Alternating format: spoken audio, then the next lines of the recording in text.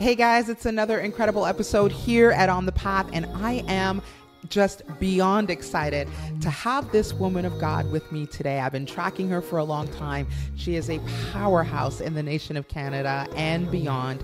Coming up next, we are speaking with award-winning gospel artist Jennifer Lewin, and I get to sit one-on-one with her and talk about the moments that shaped her life, the rock bottom moments where God stepped in and met her need, and her views on worship today. So powerful. Jennifer Lewin is an award-winning artist. She is Juno nominated, GMA award-winning, and has also been awarded International Gospel Artist of the Year. And she has a voice like no other. She's got a brand new album coming out and a huge concert release. And I cannot wait for you to listen to this interview. It is going to be inspiring. You are going to love her honest, vulnerable thoughts on faith and God and on the gift that God has given her. My goodness, to sing. It is something else. Available, guys, on all podcast platforms. You can watch it across Canada on Yes TV, stream it into thecastle.com, and in the US, it is available on multiple streaming platforms. Just go ahead and find it there. And guys, please subscribe to my YouTube channel. Lots of great things happening there. So much activity on YouTube. Thank you for subscribing, and I will see you on the path. You're listening to On the Path podcast with Cheryl Nembhard, brought to you by Fight for Freedom. Follow Cheryl Nembhard on all social media platforms.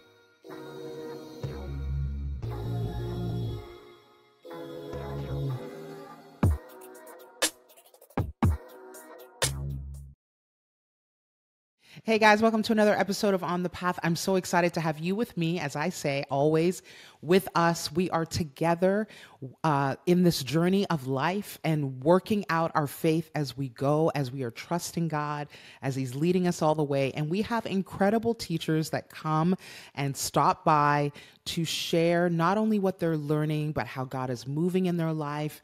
And the lessons we take, I know you will be blessed with. And this powerhouse here has learned and seen so much. She has witnessed the move of God. She has learned so much about her journey. Her faith has expounded, and she is just an incredible force. Let me tell you, it's so heartwarming to say that she is a fellow Canadian. She's my homegirl from our neck of the woods, and I cannot wait for you to meet this guest. Her voice is something to behold. My goodness. Please get to know Jennifer Lewin. Let me tell you a little bit about her. Jennifer Lewin is a passionate worshiper who has been in music ministry from the tender age of 6. She began her journey in a children's choir and served in ministry since then. Jennifer's been ordained as a pastor. And get this, guys, she is Juno nominated. That is like our Grammys here in Canada. She is GMA award-winning artist. My goodness, she's been awarded International Gospel Artist of the Year 2019 by HOD based in Nigeria. She's also the founder of a network called Naomi, and that is a mentorship program for young women in ministry, and Worship Without Walls, which is a weekly street ministry and worship experience. And what I love about Jennifer is that she is literally on stages ministering to thousands upon thousands upon thousands, and then will come home and be on a street corner just days later with just herself and a little boombox type speaker and just singing heaven down. Would you please welcome to On the Path, Jennifer Lewin? Oh, thank you so much for having me, Cheryl. God bless you. Hello, everybody. Jennifer, I am so excited. This has been long overdue. You are such a beautiful soul. I just love everything about you. And I think the first thing I want to ask you is, I use that word powerhouse in intro, and I really do mean it. It's not something that I'm throwing around. You are just a force to be reckoned with. There's such a power that comes from your ministry, the way that God moves in your life, your singing, your ministry, your preaching, teaching. But I have to imagine that behind every powerhouse, there is a powerful story. Oh, yes. that there is a story of perhaps wonderful things, mountaintop experiences, but also really, really hard things that have shaped you to be the woman that you are. I wonder if you could tell us a little bit about your story, Jennifer. Oh, wow. When you said that, the story, I got goosebumps. Because really, a lot of people see the end result. They may see you on a stage, they may see the lights and the cameras, but oftentimes we forget about the backstory that usually comes with that. We always talk about how, in order for the olive to produce oil, it needs to be crushed. And I feel like I've been crushed over and over. And I'm just saying to the Lord, after the last one, can I get a little break on the crushing? Because definitely my walk with the Lord has been a lot of mountaintop experiences, yes, but valley experiences, lonely experiences, literally sunken places that I was just saying, God, where are you?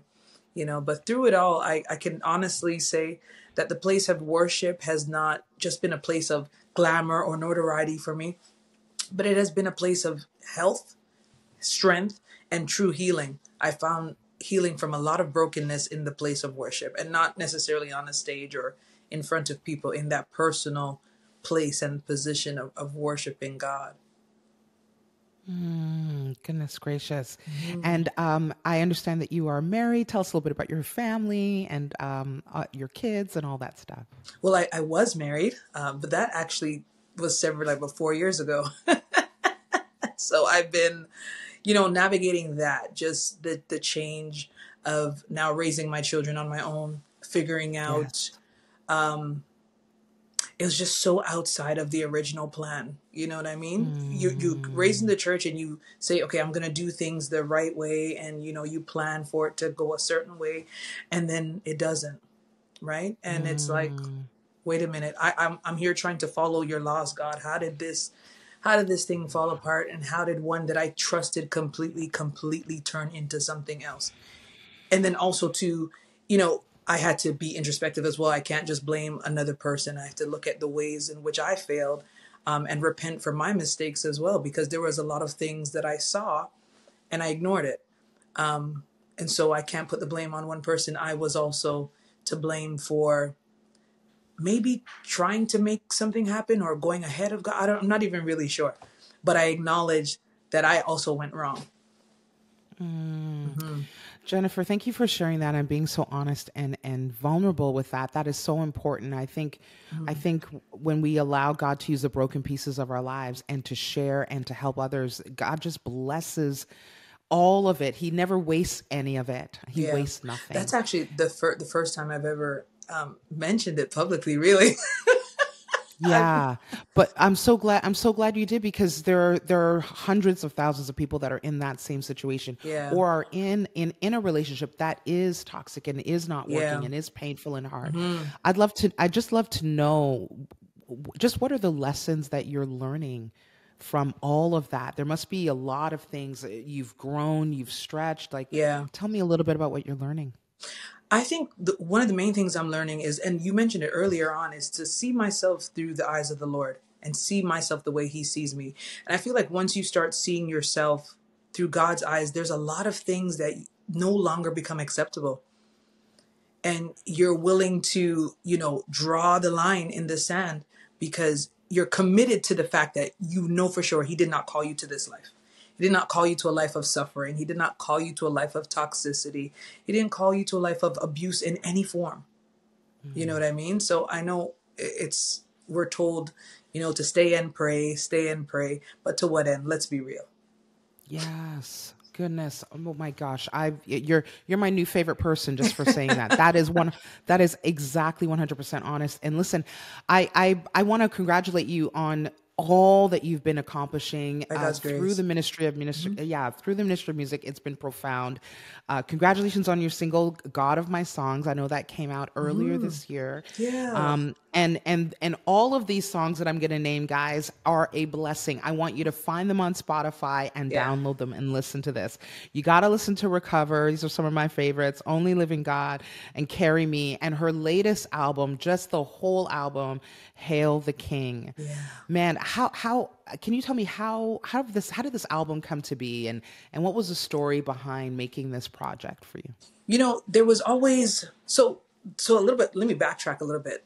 Before, I've always been leading worship. I think I had an interview just last week where I was talking about the fact that I started leading worship in my church at the time, which was one of the largest churches in the city, when I was around 18. And at the time, I was about 20 years everyone's junior. I completely did not fit the part. You know, I had piercings all the way up to here. I had a little streak of red. You know, I was trying to do my thing. I was in high school. But, you know, for some reason, the pastor said, "Oh, I want you to lead worship." And I was like, "Who? Me?" Anyway, so I decided that I was going to, okay, fine, I'll do it. So leading worship all that time and not even really thinking about pursuing music as a career or doing anything outside of the church. But a lot of people were trying to pressure me to record and you know, do an album. But I said to people, it's not my time. I know that when my time comes to release music, it'll be because God is giving me songs. And so I think it was like 2018 or 2019, I got my first song. I got Rise Up. And then I went through a terrible loss. And I had a miscarriage, actually, to be specific. And I said, I'm done singing. And the song Recover, like literally the Holy Spirit just sang it over me like a song of deliverance. And I released that one. And so from that point on, I started getting my own original music. And that's when I realized, okay, yeah, he's calling you to it. And so Hail the King is pretty much a compilation of music that I had been kind of writing and jotting it down, but, you know, wasn't sure if I was going to do singles or if I was going to do a body of work. But I'm glad I did the body of work to kind of take worshipers on a journey. And I feel like most of the songs on there, probably 9 out of 10, are songs you can sing on a Sunday morning in worship.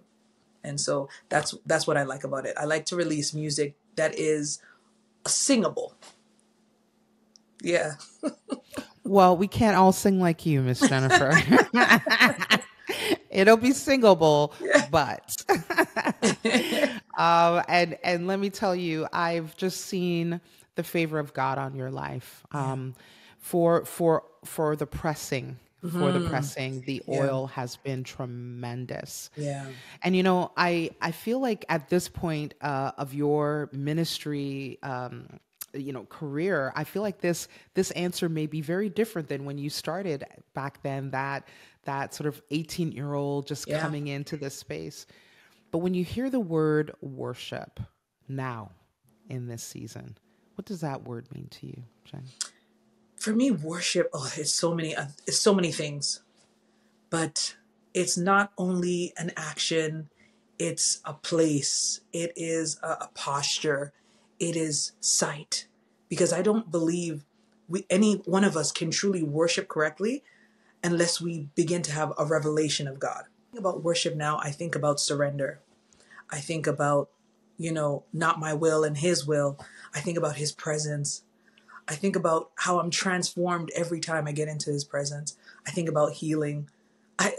There's just so much that I could go into when I consider the word worship and what it means to me. It's multi-layered. And what would you, do you have wonder if you have a word of encouragement? Because I heard all of those things, and I'm thinking about the person who's in a season of their life that just is struggling to worship. Do you have a word of encouragement for people who are finding it hard to worship in this season? I would say for those who are finding it difficult to worship, it's to really zero in on the majesty and the awesomeness of God. Because it may be hard to worship because you're going through so many things. But if you really focus on the vastness of God, everything else becomes a minutia. And so the world can be crumbling around you, but still your spirit and your heart is just fully persuaded because you know he's God. It's amazing. And I find the more you focus on his greatness is the more everything else, like I said, becomes small. Oh, I love that. That's so good. Yeah. And, you know, it becomes small. It becomes small. And when you know, you spoke about worship being understanding that, you know, it's healing, it's the move of God, it's answered prayer. There's so many reasons of why we worship and give God all that's due to him. And yes, it's difficult in hard times, but very much so. And I wonder if you could encourage us a little bit, like, where have you seen God move even in the past few, recent seasons? What miracles, where have been the landmarks that you've been like, wow, that was God?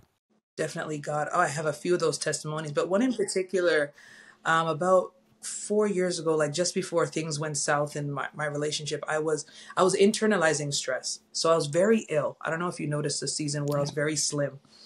I wasn't on meds. I wasn't taking the secret shot. I was actually just very sick. And So no I wasn't Ozempic then. no Ozempic. Got it. But I was so ill. I couldn't keep food down. I could not even keep even liquids down most of the time. It's very sick. Doctors did test after test after test, and they're like, we can't find anything. And then one doctor said, you know what? Let's try to just take out your gallbladder. Remember, nothing was showing up in my test or blood work. Anyways, I had the surgery and they removed my gallbladder. And the surgeon actually came to me after the fact and said, I don't even know how you were living. Your gallbladder was rotting inside of you and it was poisoning you from the inside. And so he's like, yeah, I don't even understand how you're alive. Oh my I goodness. don't get it. And remember, this is test after test after test. And even a step further, because I was vomiting daily, the doctors are even now still surprised that I have vocal cords that are functional, because the acid from the vomiting should have destroyed my vocal cords. If that's not God's hand, I don't know what is. I don't know what is. I don't know what is. And it's funny that the song, the Victor song, I was going in for surgery on the Thursday and the song was supposed to be released the Friday. I said to my sister, I said, even if I don't come out of this surgery, you make sure that song is released. And it has been my testimony. I am literally a victor because of Jesus Christ. Oh my goodness. Mm-hmm. I don't even know. Why do you sing, Jen? Why is it important for you to do this work? It's so important for me because I know without a shadow of a doubt that he called me to it. Like, I don't have any question. It's not something I want to do. It's not even something that I chose. I like music, but honestly, I would have been content just making money and minding my own business. I'm a little bit of an introvert, so I don't even, outside of ministry, I'm not even in too much, even in social settings. It's not really my speed. But I do it because I know for certain it is my purpose on this earth. And this call has taken you. We had a joke earlier before we got on air, guys. But I thought I traveled. I thought I did a lot of traveling in my ministry. And let me tell you, Jennifer Lewin's itinerary makes me look like I'm standing still. And I'm flying out maybe once or twice a month, and I feel like I feel like I'm laying in my bed compared to your itinerary. Jennifer, he's just opening global doors. It's beautiful to see. I celebrate it. Mm-hmm. I'm cheering you on. I want to be one of the loudest in the room. Thank you and so I much. feel like this is a weighty question, so we'll take our time here. But one of the things we do in error over here, where we go wrong as the Western church, is that we only have a Western church lens. And so we look at the church in North America and we measure what we think God is doing and, young people and whether they're engaged or not. And we're just looking at this sort of Western context, but you are seeing God move across the globe and outside of the North American context. Please share, because it's night and day. Would you tell us what is God doing Oh my. What's God doing outside of the North American context?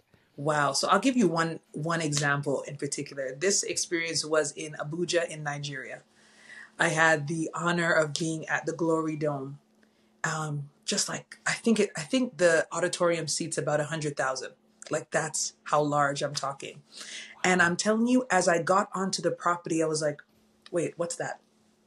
Like, I could sense the tangible presence of God before I even stepped into the sanctuary. And I was like, wow, like, okay, it's going to be heavy. By the time I got into the sanctuary, I was already weeping uncontrollably. And they were trying to like, are you okay? Are you? I'm like, I'm fine. I'm just, my radar was really on 100 that day. But anyways, the tangible presence of God. And I realized the difference is that the regular church goer, they don't just come to church to gather, to see their friends, or to hear a great word. They have literally come with desperation and expectation.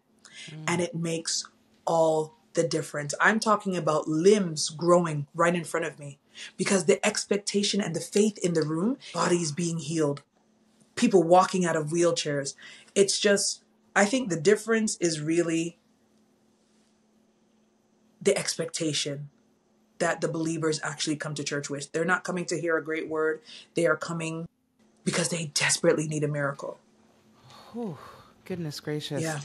And so doesn't that ignite your faith? Because you are seeing it with your own eyes. Yes. The tangible presence of God, signs Yes. and wonders. That's what we're talking about happening before your eyes. What does that do for you? And how does that ignite your faith and push you forward? It ignites my faith because it's almost like a deja vu experience, because I feel like I've seen this before. I've sensed this before. I'm aware that all of this can happen. Somehow I've not seen it with my own eyes. So it just reaffirms that everything that God has been showing me, everything that I've been sensing in my spirit, that it's absolutely possible. Gosh, Jen, that's so good. And now God is placing on your heart to bring to bring this desperation and this hunger for a breakthrough and a move of God. That I love what you said, that desperation and hunger, to bring it here back to Canada, back to your homeland. And you are launching this incredible concert. You're calling it Hail the King. It is in line with your recent album. What are you hoping that God will do there? What are you hoping God will do in Canada? What is your heart for Canada? Anything you want to share about that?